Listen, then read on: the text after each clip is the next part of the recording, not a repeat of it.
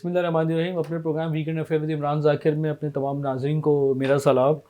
और इस हफ़्ते इकोनॉमिक इंडिकेटर्स हमारे मुल्क के बहुत अच्छे हैं कि हमारी एक्सपोर्ट बूस्ट हुई है, इंपोर्ट्स में कमी आई है, रेमिटेंसेस में इजाफा हुआ है, लेकिन साथ ही साथ जो है वो इन्फ्लेशन में 44% इजाफा हुआ है, जो कि एक रिकॉर्ड है इस वक्त महंगाई का।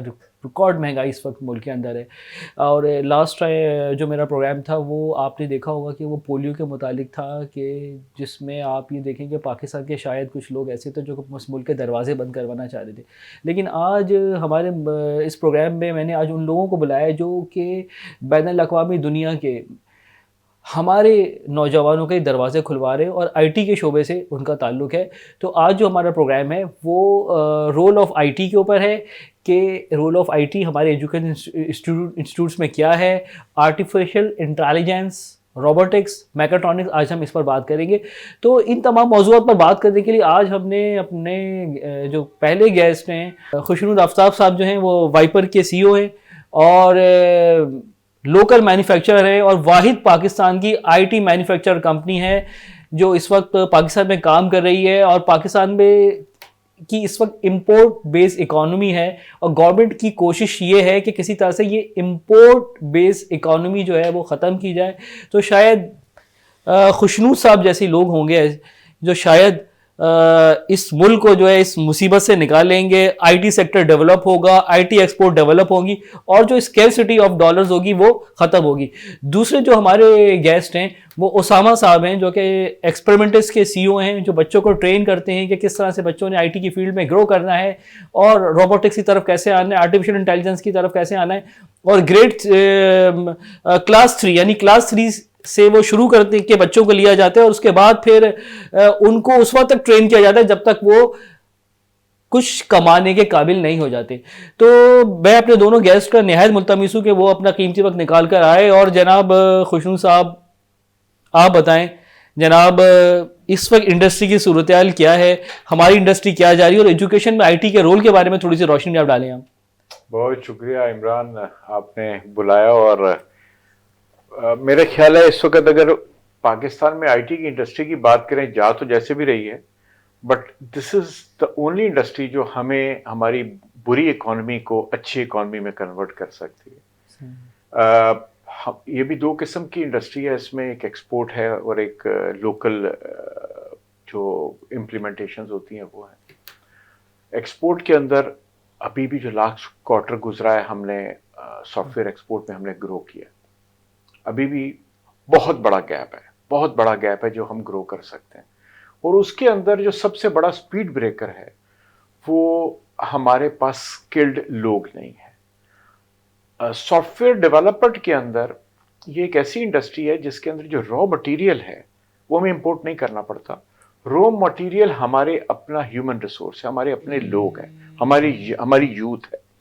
अभी इस यूथ के अंदर अगर आप उस यूथ को स्किल सिखा देंगे तो हमारी एक्सपोर्ट ज्यादा हो जाएगी। अब हम वहां पर लैग कर रहे हैं। आपने खुद अभी बोला कि उस आईटी की एजुकेशन के अंदर हम क्या कर रहे हैं। इस वक्त तो बहुत अच्छे काम हो रहे हैं और इनफैक्ट हम वाइपर हम काम कर रहे हैं फॉर द लास्ट 30 ईयर्स तकरीबन। रिसेंटली अभी हमने अपनी एकेडमी भी लॉन्च कर दी है। वो इसीलिए कि हमें खुद को लोग चाहिए होते हैं और हमें लोग नहीं मिलते। तो इस वक्त इस चीज के ऊपर सिर्फ हम नहीं, बहुत सारे लोग काम कर रहे हैं और इंशाल्लाह अच्छे तरफ काम कर रहे हैं और ग्रो करेंगे। जी हाँ, बहुत सारे लोग काम कर रहे हैं, जिनमें से आप उसामा जो आप काम कर रहे हैं, यानी कि आप इंडस्ट्री के लिए ह्यूमन रिसोर्स प्रोड्यूस कर रहे हैं। तो आप किस तरह से ह्यूमन रिसोर्स प्रोड्यूस कर रहे हैं, बच्चों को ट्रेन कर रहे हैं, थोड़ा सा ज़रा बताएं इस बारे में कि किस तरह से काम कर रहे हैं आप। बिल्कुल अर्ली एज से हम बच्चों को लेते हैं, जैसे उनकी एज 9-10 साल होती है और उनके इंटरेस्ट देख के कि टेक्नोलॉजी के किस तरफ उनका रुझान ज़्यादा है उसमें हम उनको ट्रेन करते हैं। उसमें हमारा पूरा एक रोड मैप होता है। बिल्कुल स्टार्ट में हम बच्चे का एक इंटरव्यू करते हैं, उसके बाद उनको सारी ये टेक्नोलॉजी उसको लेके चलते हैं। उसका पूरा एक रोड मैप है। फॉर एग्जाम्पल उसमें हम 3D designing, 3D printing, programming, robotics, AI, digital marketing, ये सारी सर्विस बच्चा 3-4 साल में इस काबिल हो जाता है कि वो अब प्रोफेशनली सर्विस दे सकता है वो। और हमारे बहुत सारे ऐसे बच्चे भी हैं जो 12-13 साल की उम्र में हैं अभी और $250 पर मंथ वो अर्न कर रहे हैं ऑनलाइन। कुछ ने अपना छोटा छोटा काम भी शुरू कर लिया और इसमें हमारा मकसद ये होता है कि बच्चा जो इसकी उम्र, जो ये उम्र है, इसमें सबसे ज़्यादा क्रिएटिविटी पीक पर होती है। Aahista Aahista by the time उसकी कम होती जाती है। तो उस क्रिएटिविटी को हम यूज़ करें और उसको एक ऐसा रोड मैप दें, साथ में उसकी हम कोचिंग भी कर रहे होते हैं, मेनली बिजनेस कोचिंग कर रहे होते हैं कि उसको कैसे वो बिजनेस में कन्वर्ट कर सकता है वो। और उसको हम यहाँ तक ला के छोड़ते हैं कि अब वो अपना कोई स्टार्टअप करके, और हम उसे शुरू में बोलते हैं मिनिमम आपने 20,000 रुपीज़ पर मंथ अर्निंग पे आप आना है। अच्छा, और फिर हमारा अगले उसके मॉड्यूल्स हमारे शुरू हो जाते हैं उसमें। अच्छा, ये यानी आपका मॉडल है ये। तो खुशनू साहब, आपने एक बात ही की थी स्पीड ब्रेकर्स की ना, कि स्पीड ब्रेकर जो है वो स्किल्ड पीपल्स है। तो मैं ये समझता हूँ कि स्किल ब्रेकर जो हमारे मुल्क में, वो ब्यूरोक्रेटिक हर्डल्स भी नहीं है कि हमारे जो लोकल मैन्युफैक्चरर्स हैं उनको मौका नहीं दिया जाता, उनको टेंडर्स में शामिल होने नहीं दिया जाता, उनको कॉन्ट्रैक्ट्स नहीं दिए जाते। तो इस सूरत हाल में आप क्या कहेंगे? मुझे इमरान, पता नहीं आप मुझसे क्या मुंह से कहलवाना चाह रहे हैं। नहीं, बट एक इसकी भी सबसे बड़ी वजह यह है कि हमारे पास एक पॉलिसी नहीं रहती। कंसिस्टेंसी पॉलिसी नहीं, पॉलिसी बहुत जल्दी चेंज होती है। अगर हमें पता चल जाए कि for the next 10 years at least ये पॉलिसी है, हम अपने आप को भी उसके मुताबिक आगे लेकर जाएंगे, चाहे वो आईटी हो, इवन आईटी के अलावा भी। हमें पता हो कि ये पॉलिसीज आ रही हैं, लोकल को सपोर्ट कर रहे हैं, नहीं कर रहे हैं, और इंपोर्ट को, ठीक है जी, अगर वो लोकल को सपोर्ट नहीं कर रहे तो हम अपने आप को डाइवर्सिफाई करेंगे। बट हमारे पास पॉलिसीज एक नहीं रहती। अगर पॉलिसीज एक रहेंगी, हमारी इकोनॉमी को भी फर्क पड़ेगा, हमारे बिजनेसेस को भी फर्क पड़ेगा। अब देखिए, गवर्नमेंट इंपोर्ट को कम करने की, कर्टेल करने की बात कर रही है, लेकिन हैरत होती है कि गवर्नमेंट खुद जो है बाहर के कंपनीज को कॉन्ट्रैक्ट दे रही है।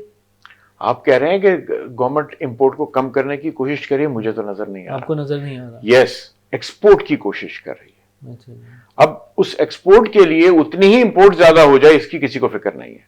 हमें दोनों चीजों पे काम करना चाहिए। इंपोर्ट वैल्यू एडिशन के, हम बाहर से कोई चीज मंगवाते हैं, वैल्यू ऐड करके लोकली वैल्यू ऐड करें और उसको बेचें, मेक सेंस।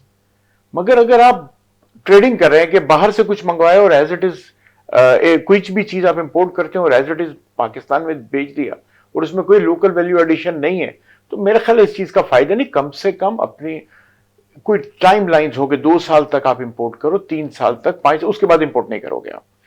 यही चीज पाकिस्तान के अंदर गाड़ियों के साथ किया, मोटरसाइकिल के साथ किया कि आप शुरू में इंपोर्ट करो, बाद में लोकल वैल्यू एडिशन हो। व्हाई नॉट हर इंडस्ट्री में पाकिस्तान के अंदर इस वक्त कम से कम लोकल स्किल डेवलपमेंट तो होगी। इस तरह वो नहीं हो रही है। तो अब ये लोकल स्किल डेवलपमेंट किस तरह से हो सकती है, मुझे बताएं आप। देखिए, क्या ओसामा जैसे लोग करेंगे क्या, या गवर्नमेंट अपना रोल प्ले करेगी, यूनिवर्सिटी रोल प्ले करेगी, या एकेडमिया लिंकेज? ये सब कुछ साथ चलेगा। अगर कोई लोकल डेवलपमेंट करता है, लोकल कोई काम करता है और उसको गवर्नमेंट सपोर्ट नहीं मिलती है, तो वो भी नहीं काम कर सकेगा। ये दोनों सब कुछ साथ चलेगा। मैं ये नहीं कह रहा कि गवर्नमेंट की सपोर्ट नहीं है या वहां पे कुछ गलत हो रहा है। प्रॉब्लम गवर्नमेंट की भी यही है कि एक जैसी पॉलिसी रहेगी।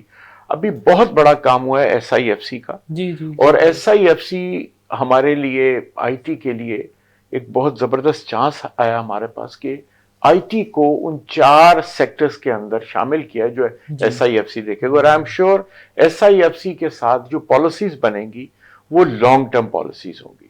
आपने खुद देखा होगा, पिछले कुछ अरसे से मीडिया ले लें या लोगों की जबान से सुन ले, आईटी बहुत सुना जा रहा है, इसलिए कि अब लोगों को पता चल गया कि आईटी एक वाहिद चीज है जो हमें इस मसले से निकाल सकती है। हम अगर लोकल मैन्युफैक्चरिंग, मैं ये नहीं कह रहा कि दूसरी चीजें अच्छी नहीं है, इस चीज को भी आगे लेके आइए, जैसे आप दूसरे सेक्टर्स को, दूसरी इंडस्ट्री को आगे लेके आए। बिल्कुल ये कहा जाता है। देखिए ना, हमने तो हमेशा से टेक्सटाइल सेक्टर को सब्सिडीज दी हैं और टेक्नोलॉजी की तरफ नहीं आए कि टेक्नोलॉजी की तरफ भी कुछ करें, वहाँ भी कुछ ग्रोथ हो, इनोवेशन हो।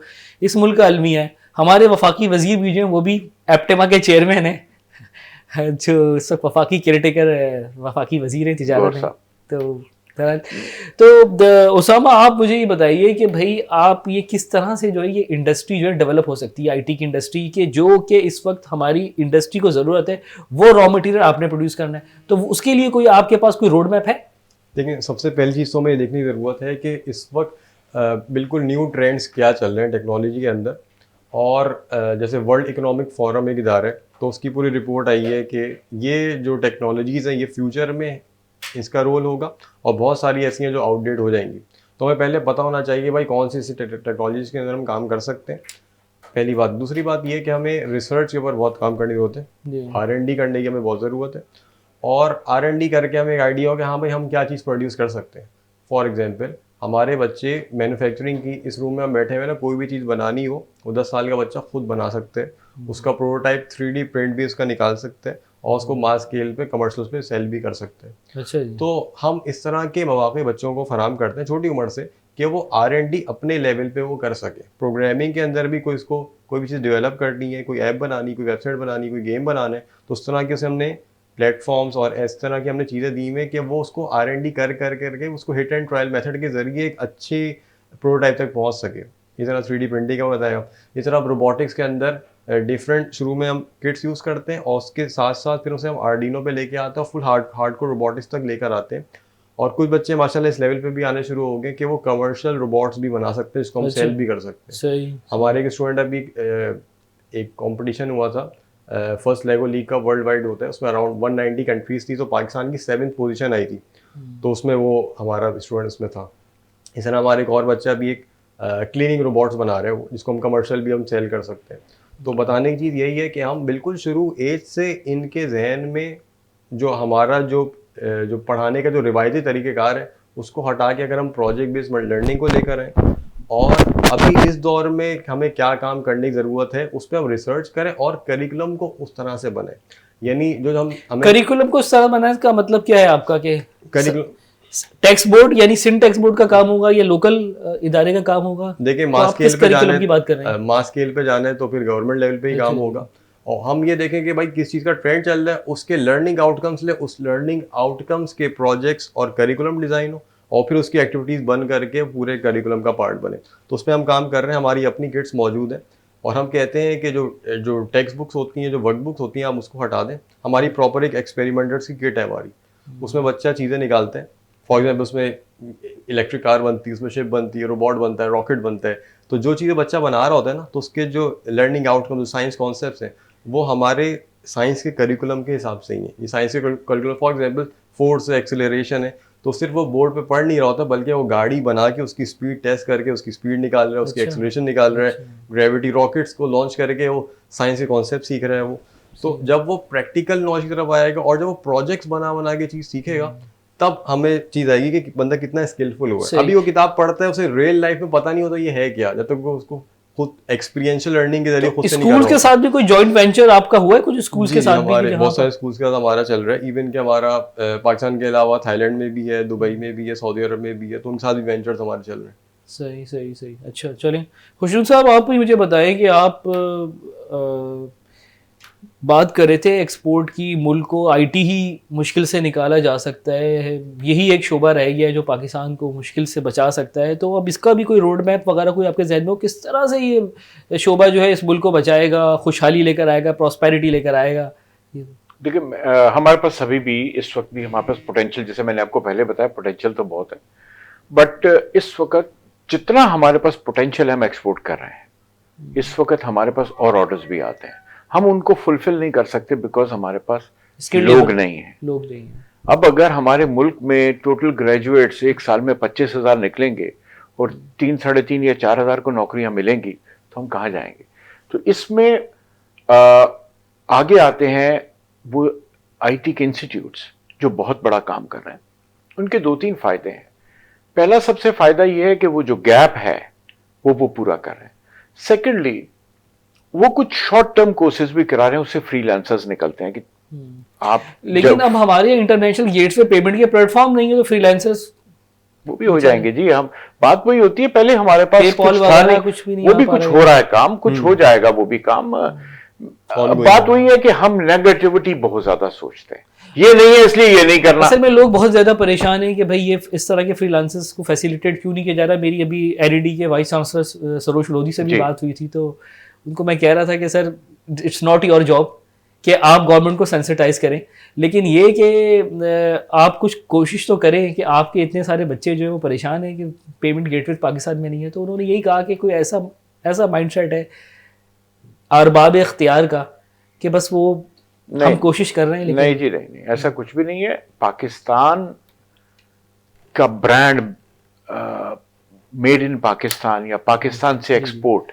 चलिए इस मैं चीज भी को जब तक ब्रेक आगे की नहीं तरफ लेके जाता हूँ। जाएंगे ब्रेक के नहीं बाद होगा। फिर अपने प्रोग्राम कंटिन्यू करेंगे और खुशनूर साहब से बात करेंगे वो क्या कहते हैं इस बारे में।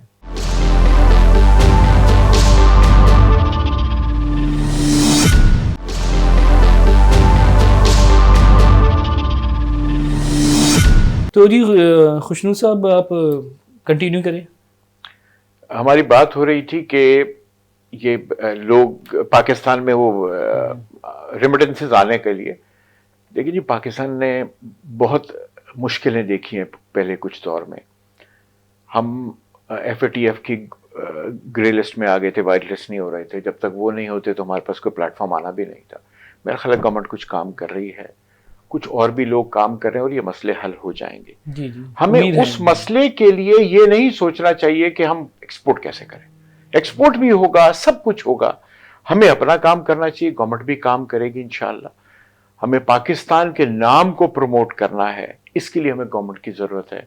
हमें पाकिस्तान के नाम को आगे लेकर जाना है, हमें लोकल्स की जरूरत है। इवन जो हमारे ओवरसीज पाकिस्तानी बाहर रहते हैं वो प्रमोट करें पाकिस्तान के नाम को, और सबसे ज्यादा अगर वो ऑर्डर्स आते हैं हम फुलफिल करें टाइम पे।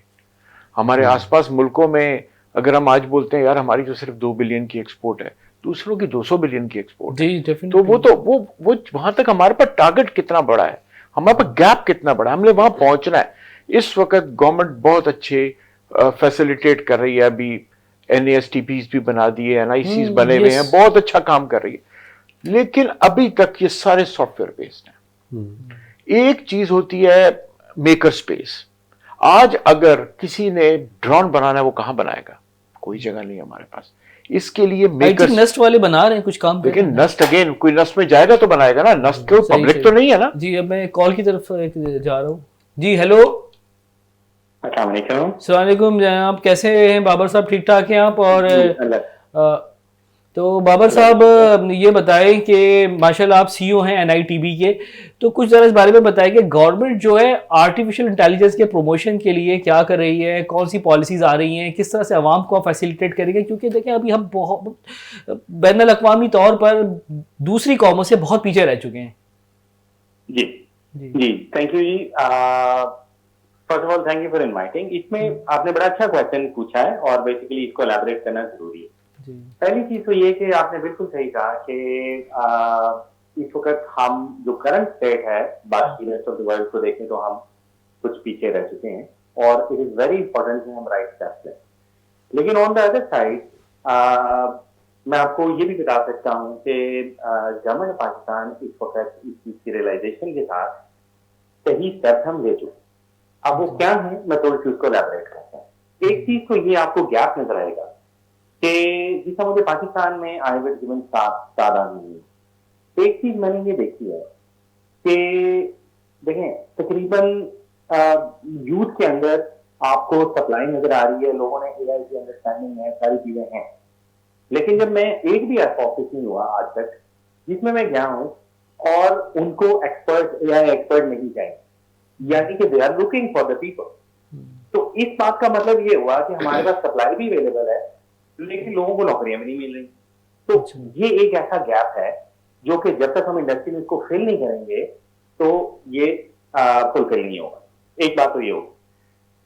अच्छा, इस चीज के लिए गवर्नमेंट पाकिस्तान ने नेशनल IT बोर्ड, जिसको मैं उसका फर्स्ट CEO हूँ, तो इसको एस्टैब्लिश किया अभी ये अगस्त 22 की बात, आप समझे कि तकरीबन 1.5 साल। अच्छा, अब हमारे मैंडेट के ऊपर ऑटोमेशन, गवर्नमेंट में ईगव, प्राइवेट सेक्टर के अंदर डिमांड रियलाइजेशन के साथ साथ जो इंपॉर्टेंट चीजें इस गैप को फिल करने के लिए डाली गई, one of them is capacity building. Okay, उसकी वजह ये है कि सिर्फ एक थ्योरेटिकल नॉलेज AI का इस प्रॉब्लम को सॉल्व नहीं करेगा। हमें वो लोग चाहिए जो प्रॉब्लम्स को, हमारी रियल लाइफ प्रॉब्लम्स को सॉल्व करने के लिए practical solutions AI based technology से यूज करें, सही एंड दैट इज व्हाट बाकी दुनिया ने किया है। सही ये वो गैप है जो हमें फिल करना है।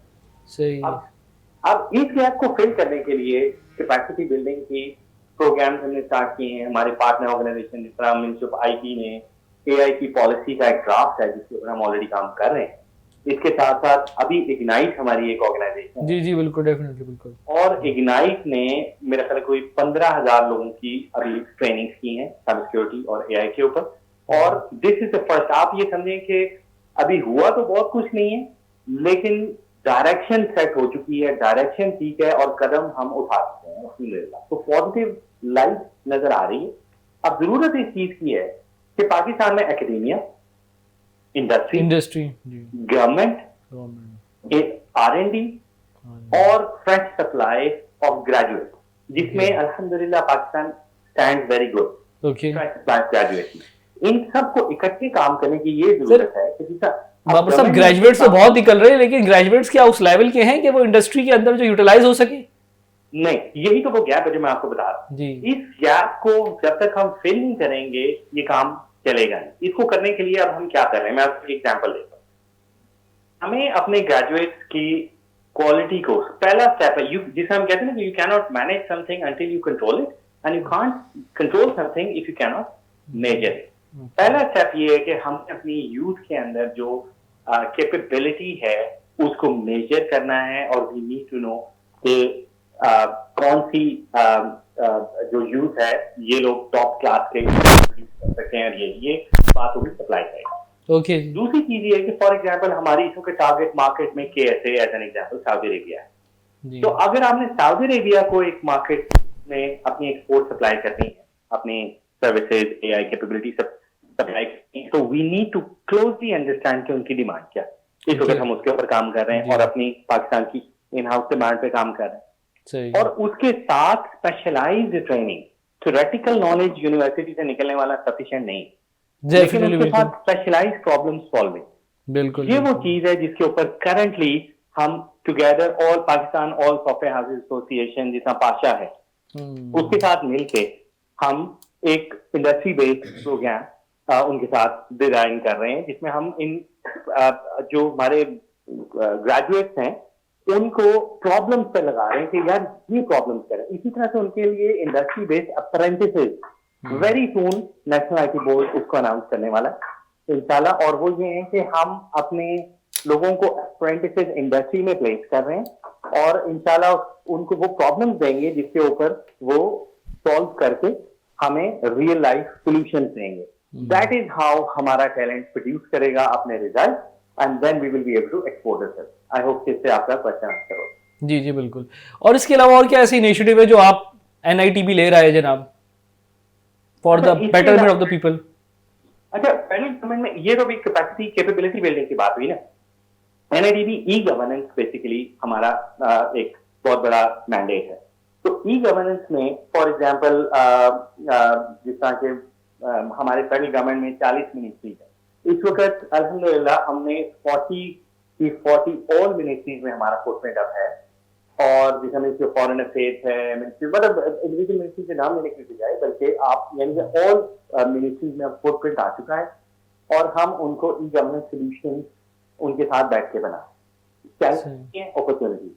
सही। चैलेंज ये है कि जब आप एआई की बात करते हैं तो एआई तब तक काम नहीं करती जब तक आपके पास डेटा ना हो जिसके ऊपर आप ट्रेन करें। तो पाकिस्तान में इस वक्त गवर्नमेंट सेक्टर के अंदर जो हमारा डाटा है उसकी क्लासिफिकेशन, उसकी रेडीनेस, अवेलेबिलिटी एग्जिस्ट नहीं करती।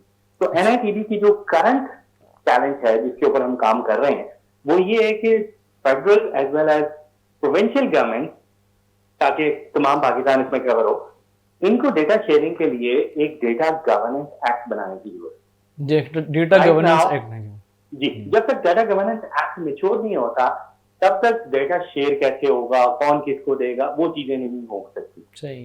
तो अभी हम इस चीज के ऊपर काम कर रहे हैं कि हम उस एक्ट को सबके साथ मिलकर, जिसमें सही तमाम पार्टनर ऑर्गेनाइजेशन हैं, नादरा है, सही, प्रोविंशियल बोर्ड हैं, हम हैं, फेडरल बोर्ड है, मिनिस्ट्री है, तो हम सारे मिलके वो इस वक्त डेटा गवर्नेंस एक्ट बना रहे हैं। जब ये बन जाता है it will be a breakthrough, क्योंकि जब डेटा अवेलेबल होगा इंशाल्लाह, ओपन डेटा जितना बाकी दुनिया में होता है, ओपन गवर्नमेंट डाटा अवेलेबल है, सही, तो फिर आप अपने मॉडल्स को ट्रेन भी कर सकते हैं और यूज केसेस भी बना सकते हैं। और सैंपल यूज केस में मैं आपको सिंपल, फॉर एग्जांपल अगर आपने पब्लिक सेफ्टी के लिए, या फॉर एग्जांपल फाइनेंस के फ्रॉड डिटेक्शन के लिए, या हेल्थ केयर के प्रिडिक्टिव एनालिटिक्स के लिए, या जीनोम की प्रिसिजन मेडिसिन के लिए, तो वो यूज केसेस उन एआई बेस्ड ओपन डाटा के ऊपर बनेंगे। तो इंशाल्लाह ये हम आज के लिए करें। सही है। तो बाकी कुछ हाईवेज पे भी कुछ काम कर रहे थे AI बेस्ड, आप लोग सुनने में मेरे आया था, वो कुछ बताएंगे क्या? जी for the security of the people on the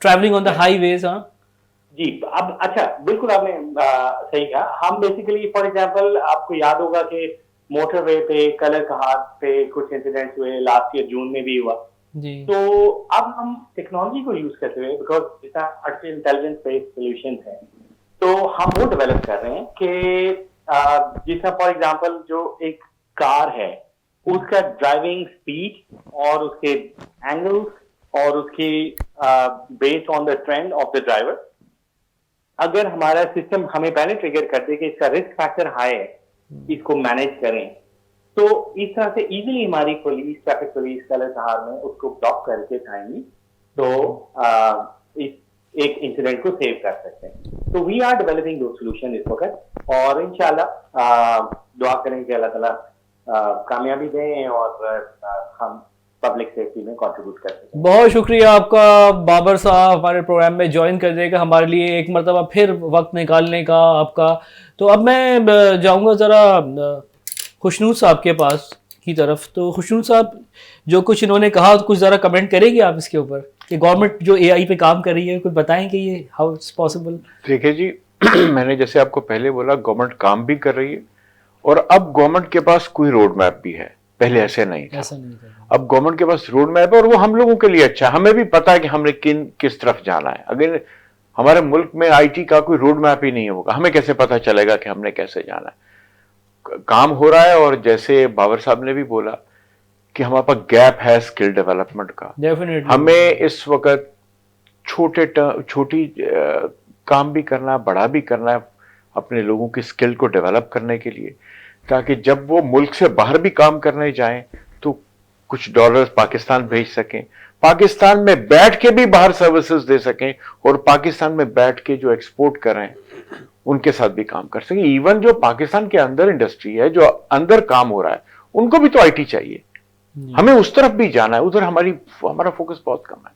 बहुत कम है। तो भी फोकस बढ़ेगा कैसे, बढ़ाएगा कौन? आप जैसे लोग हैं, कौन जगाएगा कौन जनाब? मैं सच बताऊं तो आप लोग जगाएंगे। आप मीडिया सिर्फ एक तरफ जाता है, मैं कुछ नहीं बोल सकता। जी, आप सही कह रहे हैं। हम तो अपने टॉक शोज में ये बात कर रहे थे कि जी साबिक वज़ीर-ए-आज़म इमरान खान साहब की शादी जो थी वो शरई थी, गैर शरई थी? बात तो यही फिर है हम जी, अपनी आवाम को कहाँ लेके जाएंगे और क्या दिखाएंगे जनाब? इमरान, बात यही है कि हमें इस वक्त डिजिटलाइज होना है जी, ताकि हमारे इंडस्ट्री में क्वालिटी कैसे अच्छी बनती है।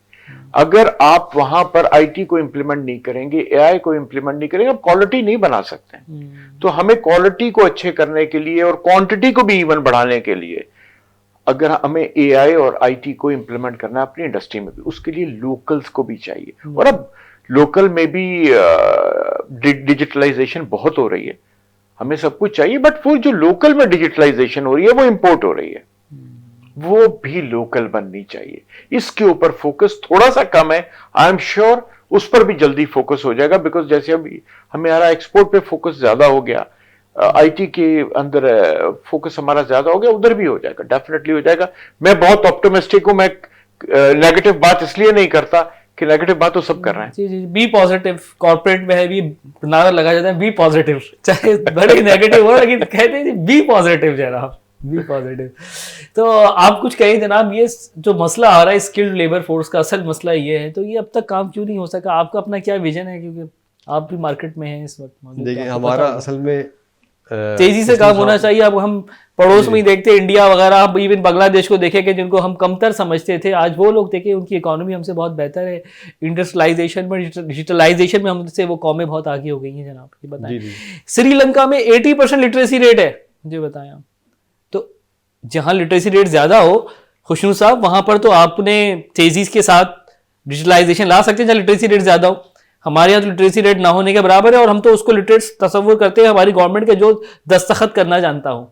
देखिए, मैं फिर वही बात आप कह रहा हूँ, आपने खुद बोला कि पड़ोसी मुल्कों में आईटी की एक्सपोर्ट भी बहुत ज़्यादा है। आपने श्रीलंका की मिसाल दी। अगर हम इस पे डिस्कशन पे आएंगे तो श्रीलंका को देखें तो हम किसी के मुल्क को कुछ नहीं बोल सकते, बट आईटी वहां भी नहीं है, लिटरेसी बहुत ज़्यादा आईटी नहीं है वहां पे।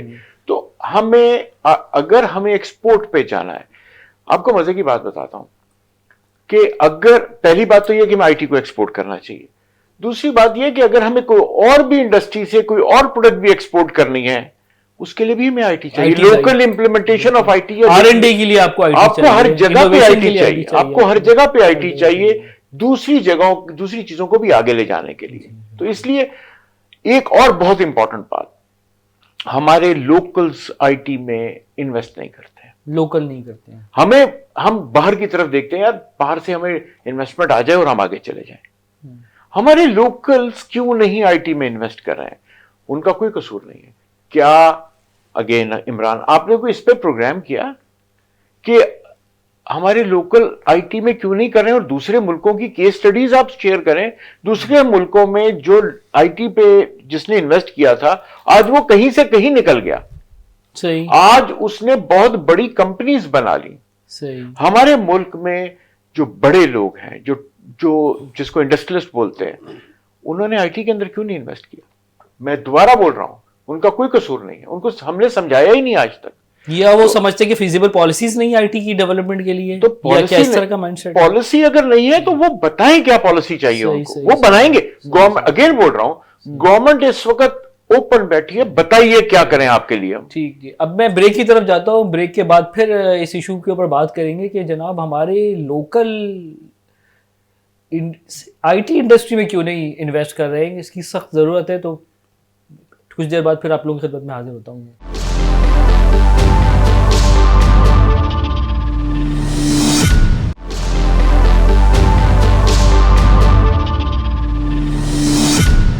तो फिर बताएं खुशनूर साहब, आप कुछ बता रहे थे कि लोकल का मसला जो है, कि मैं तो यही कह रहा था कि फिजिबल पॉलिसीज नहीं है, इसलिए लोकल जो है घबराते हैं कि शायद हमें लॉस ना हो जाए। क्योंकि यहाँ तो एक टिपिकल माइंडसेट है कि मैंने तो ये भी देखा है, जब बहुत से सेठ हैं वो ये टेक्नोलॉजी में भी इन्वेस्ट नहीं करना चाहते। ये आलम है कि टेक्नोलॉजी में आप देखें कि मैं जब मिलता हूँ सैप के CEO वगैरह इन लोगों से, तो वो बताते हैं कि क्या मुश्किलात है, कि हमारा जो सेट ऑडिट अप्रोच है वो ये है कि भाई बस खर्चा नहीं करना है, बस कमाना है। एक टिपिकल अप्रोच भी। लेकिन कुछ लोग तो ऐसे हैं कि जो बड़े ही विजन है उनका, जैसे आप गुल अहमद देख लें और बड़े बड़े टेक्सटाइल ग्रुप को देख लें कि जिन्होंने टेक्नोलॉजी में इन्वेस्ट किया, उन्होंने दे अर्न ऑल्सो। तो इसमें बताएं कि आप लोकल को किस तरह आप अट्रैक्ट करेंगे कि वो इस आईटी इंडस्ट्री में इन्वेस्ट करें? बहुत आसान तरीका ये है, आप केस स्टडीज, आप लोगों को का माइंडसेट बनाइए, लोगों को बताइए कि ट्रेंड्स क्या है। शायद वो इन्वेस्ट करना भी चाहते हो, हमने उनको मौका नहीं दिया। आप कहीं पर चले जाएं दुनिया के अंदर, जो बड़ी कंपनीज हैं, जो टाइकून्स हैं, वो आईटी के अंदर है बहुत ज्यादा। मैं मुल्कों का नाम नहीं लेना चाहता, नहीं ले दे कोई, मगर अभी जितने बड़े लोग हैं वो उनके पास आईटी की कंपनी भी होती है जरूरी। जी डेफिनेटली। हमारे और पाकिस्तान में जितने बड़े लोग हो तो उनके पास एक मीडिया की कंपनी होती है। अच्छा, आईटी की कंपनीज उनके पास नहीं है। मैं आपको बताऊं, वो बिजनेसमैन जो है उसको शायद एजुकेट ही नहीं किया गया। हमारे पास, मुझे सिर्फ ये बताइए, हमारे पास बिजनेस के प्रोग्राम्स कितने होते हैं? वो जहां पर जो कुछ सीख रहे हैं खुद सीख रहे हैं। ऐसा नहीं होना चाहिए। हमें भी यहां पर अच्छे स्टार्टअप्स हों, बहुत अच्छे स्टार्टअप्स हों, बिजनेसमैन आगे आएगा और वो स्टार्टअप लेगा। बहुत लोग काम कर रहे हैं इस पे, और हो सकता है काम स्टार्ट भी हो गया। अभी तो स्टार्टअप्स बड़े परेशान हैं हमारे मुल्क में, स्टार्टअप्स ग्रो क्यों नहीं कर रहे हैं भाई?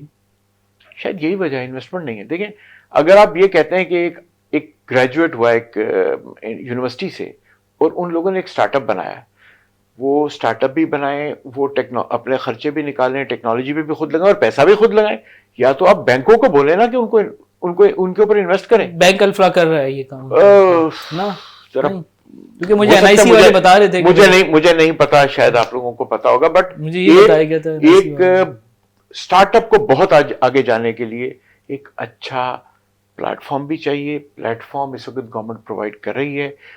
In shape of NICs। Pasha बहुत हेल्प करती है एक फ्रीलांसर्स को कंपनी बनाने में, ताकि वो कंट्रीब्यूट कर सके अपने मुल्क में। बट हमारे इन्वेस्टर्स को इन जगह पे भी देखना चाहिए कि खाली रियल एस्टेट पे नहीं इन्वेस्ट करें, आप इधर भी इन्वेस्ट करें, आपको पता चलेगा कि आगे जाएंगे। बिल्कुल जनाब, ये तो आपने एक जख्म जो है उस पर नमक डाल दिया कि रियल एस्टेट जनाब, एग्रीकल्चर लैंड खत्म हो रही है, उधर भी रियल एस्टेट, हर जगह रियल एस्टेट, पहाड़ियां कट रही है, जंगलात काटे जा रहे हैं, real estate real estate. Riverine forest पे भी कब्जे किए जा रहे हैं कि जी वहां पर कोई हाउसिंग सोसाइटी बनाई जा रही है।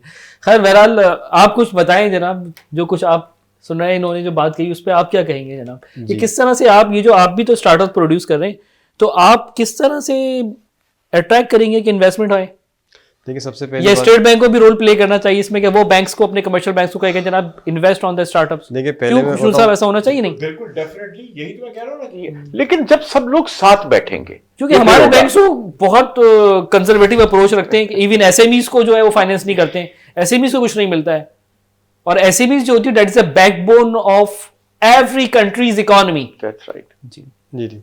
देखिए सबसे पहली बात तो ये, जैसे मेकर स्पेस की बात आई थी, तो हम भी इस तरह की स्पेसेस डेवलप कर रहे हैं जहाँ पे लोग आके अपनी चीज़ों को बनाएं। मेनली बच्चों के लिए होती है, जिसके अंदर हमने पूरे मेकर स्पेस हमने अभी गुलशन में पूरा बना लिया है, ठीक है। इस तरह और जगहों पे हमारे मेकर स्पेस बन रहे हैं। वहाँ ये है कि बच्चा आए और वो अपनी चीज़ों को डेवलप करे, और जब उसकी प्रोडक्ट ज़्यादा अच्छी होती जाती है तो हमारे पास बहुत सारे लूप में लोग होते हैं जो उस पर इन्वेस्ट करते हैं। हमारे छोटे बच्चों के स्टार्टअप से लोगों ने इन्वेस्ट किया है, वो AI के जरिए पूरी अपनी कंपनी भी खुद से फॉर्म कर रहे हैं माशाल्लाह। अच्छा माशाल्लाह। तो बहुत सारे बच्चों ने की है। तो एक बच्चे की प्रॉपर सिक्योरिटी कैमरास की कंपनी है। एक बच्चे ने जब देखा कि 6-7 या 8 महीने पहले होता कि पाकिस्तान डिफॉल्ट कर जाएगा, तो हमने बोला भाई हम अपनी किट्स निकालते हैं। तो बच्चों ने एग्रीकल्चर की किट्स निकाली कि वो मौसम के हिसाब से कौन सी सब्जी उगती है, उसमें सीड और उसको उगाना कैसे, पूरा उसका मैनुअल बना लिया। तो उसकी अलग से इस तरह कंपनी है। तो हम कोशिश यही करते हैं कि इस तरह के मेकर स्पेसेस बनाएं जहाँ पे फिजिकल प्रोडक्ट्स बने जो किसी ना किसी प्रॉब्लम का सॉल्यूशन हो या किसी नीड को पूरा कर रहा हो, तब भी इन्वेस्टर पैसा डालेगा ना। अगर हमारी प्रोडक्ट में नहीं जानी ही नहीं है, उसकी पूरी कैलकुलेशंस नहीं हुई, उसकी फाइनेंशियल जर्नी कैसे चलेगी, कुछ पता ही नहीं होगा, तो कैसे इन्वेस्टर आएगा? तो ये तो हमारे ऊपर होता है कि हम कितनी अच्छी प्रोडक्ट हम बना सकते हैं और फिर उसको एक स्टेज पे लाके लोगों को प्रेजेंट करते हैं। तो अल्लाह का शुक्र, हमारे बहुत सारे इस तरह के इन्वेस्टर्स होते हैं कि अगर आपके यहाँ कोई इस तरह स्टार्टअप है बच्चे का, तो हम उस पर इन्वेस्ट करेंगे। लेकिन क्या है, ये सब कुछ प्राइवेटली हो रही है, सही, गवर्नमेंट का रोल नहीं है। अगर मतलब गवर्नमेंट्स को ले तो बहुत मास लेवल पे हम जा सकते हैं, क्योंकि government has the bigger muscle. Yes जी। तो अब इस सबब सिनेरियो में खुशनू साहब, मैं आप कुछ क्या कहेंगे? क्योंकि मैं तो बहुत से फोरम से गया हूँ, कैटलिस्ट लैब करवा रही है और ओशन वाले जाफरी साहब करवाते हैं, स्टार्टअप के कितने बड़े बड़े प्रोग्राम्स होते हैं। तो उसका आउटकम क्या आया? ग्रास रूट लेवल पे वाकई काम हो रहा है, नहीं हो रहा है, क्या ऑनेस्टली बताएं सर। देखिए, जहाँ तक स्टार्टअप्स की बात है, स्टार्टअप्स आ रहे हैं, और शायद स्टार्टअप्स की जब बात आप मैं सब लोग बात करेंगे तो इन्वेस्टर भी आएगा। थोड़ा सा जल्दी होना चाहिए। हम स्लो हैं, हम ऑलरेडी लेट हैं, थोड़ा सा जल्दी होना चाहिए। हमारे पास टारगेट्स होने चाहिए। हम टारगेट बना देते हैं, हम 3 महीने बाद 10 बिलियन की एक्सपोर्ट कर देंगे, कैसे करेंगे? ये हमारे पास लोग ही नहीं है। ये जब हम इसको देखेंगे हमने वो कैसे करना है, शायद हम बेहतर हो जाएं। मैं दोबारा बोल रहा हूं, बेहतरी की तरफ जा रहे हैं, बट हमें थोड़ा सा जल्दी करने की जरूरत, थोड़ा सा जल्दी करने की जरूरत है। जरूरत थी जल्दी करने, अभी भी है बहुत सारी चीजों में जी। ब्यूरोक्रेटिक हर्डल्स हैं, ये कहीं डेफिनेटली हर जगह होती है जी। हमने आगे लेके जाना है। मैं दोबारा SIFC की बात कर रहा हूं, इसके बनने के बाद थोड़ी सी हर्डल्स कम हो जाएंगी। यही बात कर रहे होते हैं कि बहुत से लोग, हम मेरे इस प्रोग्राम में SIFC में भी डिस्कस हो चुका है, पिछला प्रोग्राम में रहता है मिनरल्स के ऊपर, कि मिनरल प्रोसेसिंग के ऊपर, तो वहां भी यही बात हो रही थी कि भाई हमारी आर्मी को क्या पड़ी कि SIFC में ये ब्यूरोक्रेटिक हर्डल्स थे जो आर्मी आई ना, कि ताकि उन हर्डल्स को रिमूव किया जाए और उस काम को तेज से किया जाए। तो इस पर हमें अपने काउस को, अजमत को सराहना चाहिए जनाब, कि उन्होंने इनिशिएटिव लिया और वो इन चीजों में आए, मजबूरी में इसकी कैमरे होते रहे जी, बिल्कुल होते रहे। तो अब मैं अपने इस प्रोग्राम को अख्ताम की तरफ लेकर जाता हूँ, इस उम्मीद के साथ कि पाकिस्तान में स्टार्टअप्स के ऊपर इन्वेस्टमेंट होगी। इस मुल्क में हमारी जो यूनिवर्सिटीज़ हैं, जो अपना प्रोडक्ट यानी स्टूडेंट्स हैं या जो उनको प्रोड्यूस कर रही हैं, वो स्किल्ड लेबर फोर्स हमारे मुल्क में प्रोड्यूस होगी, जो कि इस मुल्क की ज़रूरत है। खुशकिस्मती से पाकिस्तान में 68% के करीब जो है वो यूथ पॉपुलेशन है। उसकी यूटिलाइजेशन के लिए गवर्नमेंट को कोई इनिशिएटिव लेना चाहिए, उनको कोई ना कोई ऐसे आईटी के प्लेटफॉर्म या टेक्नोलॉजी के प्लेटफॉर्म उन बच्चों को, उन स्टूडेंट्स को, उस यूथ को प्रोवाइड करना चाहिए, ताकि वो उस प्लेटफॉर्म को अवेल कर कर आगे निकल सके। 9 मई का वाक़या आपके सामने ही है कि 9 मई के वाक़े में से आपको और इस मुल्क को, इस हुकूमत को, हमारे पॉलिसी मेकर से कुछ सीखना चाहिए कि हमारी यूथ किस तरह से मिसयूज़ हुई और इस मुल्क के अंदर क्या हंगामा बर्पा किया गया। तो इन हंगामों को बर्पा होने से रोकने के लिए हमारी गवर्नमेंट को, पॉलिसी मेकर्स को सोचना चाहिए कि हमने अपनी इस यूथ के जो दिमाग है उसके अंदर आईटी सॉल्यूशंस, आईटी एजुकेशंस या कोई ना कोई रोड मैप उन बच्चों को सिखाना है कि ताकि ये लोग, ये माइंड, ये यूथ, ये एनर्जी जो है वो मिसयूज होने से बच सके और पॉजिटिव वे में यूटिलाइज हो। तो मुझे आप इजाज़त दीजिएगा, इंशाल्लाह ताला अगले प्रोग्राम में फिर हाजिर होऊंगा आपकी खदमत में किसी अच्छे इशू के साथ, और इस प्रोग्राम को शेयर ज़रूर कीजिएगा ताकि दूसरे लोगों की नॉलेज में इजाफा हो। आप लोगों का बहुत बहुत शुक्रिया। अल्लाह हाफिज़।